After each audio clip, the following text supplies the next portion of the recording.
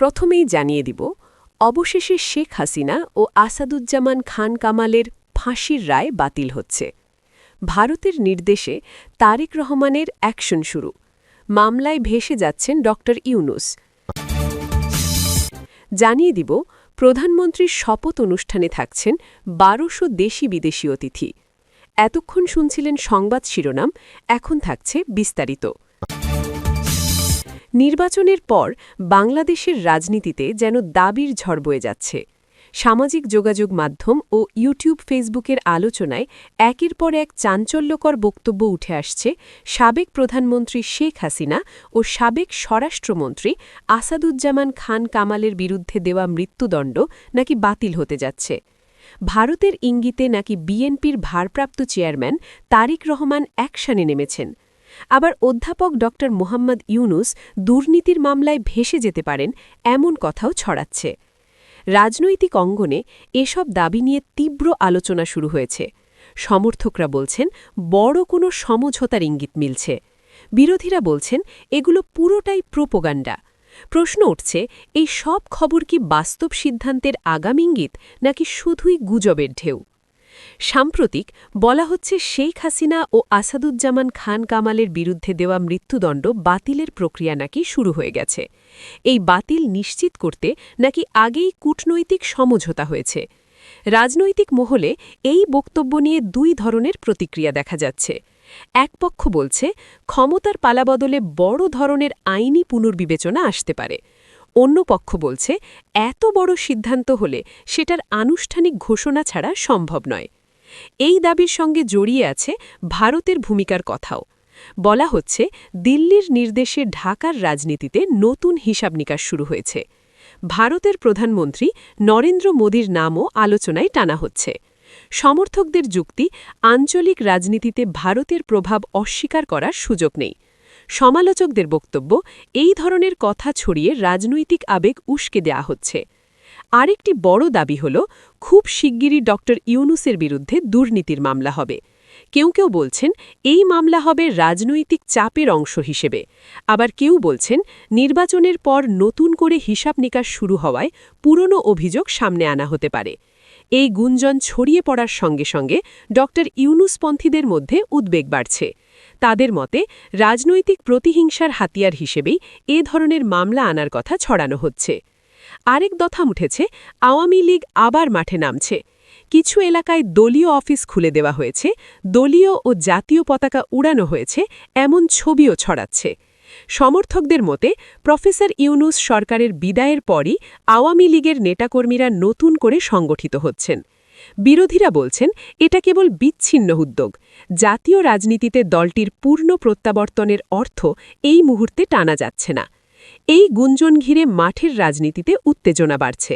কোথাও কোথাও এনসিপির নেতাকর্মীদের ওপর হামলার অভিযোগ উঠেছে, শিবিরের কর্মীদের সঙ্গেও সংঘর্ষের খবর শোনা যাচ্ছে। সমর্থক বিরোধী সবাই নিজেদের মতো করে ব্যাখ্যা নিচ্ছে। বেইমানির ফল জীবন দিয়ে দিতে হবে। উত্তেজনাকর ভাষার ঝুঁকি। সোশ্যাল মিডিয়ায় কিছু বক্তব্যে সহিংসতার ভাষাও শোনা যাচ্ছে। বেইমানি করলে এক দুজন না, একাধিকের জীবন দিয়ে মূল্য দিতে হবে, এমন বক্তব্য পরিস্থিতিকে আরও উত্তপ্ত করছে। রাজনৈতিক বিশ্লেষকরা বলছেন এই ধরনের ভাষা পরিস্থিতিকে অস্থিতিশীল করে তোলে। নির্বাচনের পর এমনিতেই উত্তেজনা থাকে, তার উপর এই ধরনের বক্তব্য সহিংসতার ঝুঁকি বাড়ায়। ক্ষমতার পালাবদলের অনিশ্চয়তা। প্রতিপক্ষকে চাপে রাখার রাজনৈতিক কৌশল। সোশ্যাল মিডিয়ার ভাইরাল কালচার। একটি চাঞ্চল্যকর দাবি ছড়ালেই সেটি যাচাই ছাড়াই হাজার হাজার মানুষ শেয়ার করছে। ফলে বাস্তব সিদ্ধান্তের আগেই জনমনে একটি গল্প তৈরি হয়ে যাচ্ছে। সামনে কি হতে পারে? সব দাবি সত্য হোক বা গুজব, এতটুকু স্পষ্ট যে বাংলাদেশের রাজনীতি নতুন এক মোড়ে দাঁড়িয়ে আছে। বড় রাজনৈতিক শক্তিগুলো নিজেদের অবস্থান শক্ত করতে চাচ্ছে।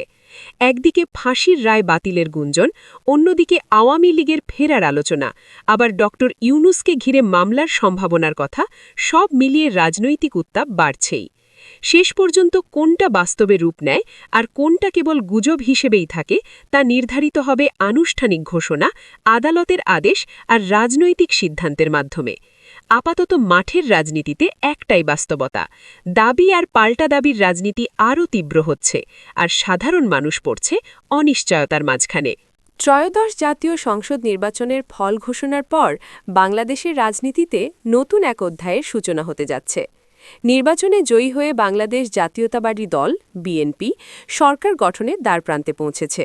দলটির ভারপ্রাপ্ত চেয়ারম্যান তারেক রহমান প্রধানমন্ত্রী হিসেবে শপথ নিতে যাচ্ছেন, এমন খবরে রাজনৈতিক অঙ্গনে তৈরি হয়েছে ব্যাপক উত্তেজনা ও আগ্রহ। বহু বছর পর দেশের ক্ষমতার ভার নিতে যাচ্ছে বিএনপি নেতৃত্বাধীন সরকার, যা দেশের রাজনৈতিক ইতিহাসে একটি গুরুত্বপূর্ণ মোড় বলে মনে করছেন বিশ্লেষকরা। আগামী মঙ্গলবার বিকাল ৪টায় ঢাকার জাতীয় সংসদ ভবনের দক্ষিণ প্লাজায় অনুষ্ঠিত হবে নতুন সরকারের শপথ গ্রহণ অনুষ্ঠান।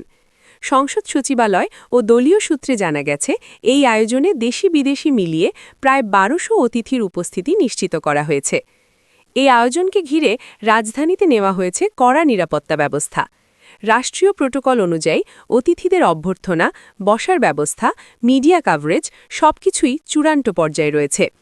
বিএনপির এক প্রেস বিজ্ঞপ্তিতে জানানো হয়েছে, এবারের শপথ অনুষ্ঠানে দক্ষিণ এশিয়ার গুরুত্বপূর্ণ কয়েকটি দেশের প্রতিনিধিদের আমন্ত্রণ জানানো হয়েছে। উপস্থিত থাকবেন ভুটানের প্রধানমন্ত্রী শেরিং তোবগে। ভারতের পক্ষ থেকে আসছেন লোকসভার স্পিকার ওম বিড়লা। পাকিস্তানের পরিকল্পনা মন্ত্রী আহসান ইকবাল এবং মালদ্বীপের প্রেসিডেন্ট মোহাম্মদ মুইজ্জু অনুষ্ঠানে যোগ দেওয়ার কথা রয়েছে। পাশাপাশি নেপালের পররাষ্ট্রমন্ত্রী বালানান্দ শর্মা ও শ্রীলঙ্কার স্বাস্থ্যমন্ত্রী নলিন্দা জয়তিসারের উপস্থিত থাকার সম্ভাবনার কথাও নিশ্চিত করেছে দলীয় সূত্র। এছাড়া যুক্তরাজ্যের ভারত প্রশান্ত মহাসাগর বিষয়ক আন্ডার সেক্রেটারি সীমা মালহোত্রায়ের অংশগ্রহণ নিয়েও আলোচনা চলছে। রাজনৈতিক পর্যবেক্ষকদের মতে, এত দেশি বিদেশি অতিথির উপস্থিতি নতুন সরকারের কূটনৈতিক গ্রহণযোগ্যতা এবং আন্তর্জাতিক পর্যায়ে সম্পর্ক জোরদারের একটি গুরুত্বপূর্ণ বার্তা বহন করছে। শপথ অনুষ্ঠানে সার্কভুক্ত দেশগুলোর পররাষ্ট্রমন্ত্রীদের আমন্ত্রণ জানানো হয়েছে বলে আইন উপদেষ্টা রোববার সাংবাদিকদের জানিয়েছেন। এতে বোঝা যায়, নতুন সরকার আঞ্চলিক কূটনীতিকে বিশেষ গুরুত্ব দিতে চায়।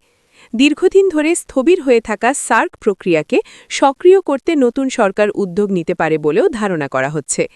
দক্ষিণ এশিয়ার দেশগুলোর সঙ্গে বাণিজ্য, নিরাপত্তা সহযোগিতা এবং আঞ্চলিক স্থিতিশীলতা, এই তিনটি বিষয় নতুন সরকারের অগ্রাধিকারে থাকবে বলে মনে করছেন কূটনৈতিক বিশ্লেষকরা।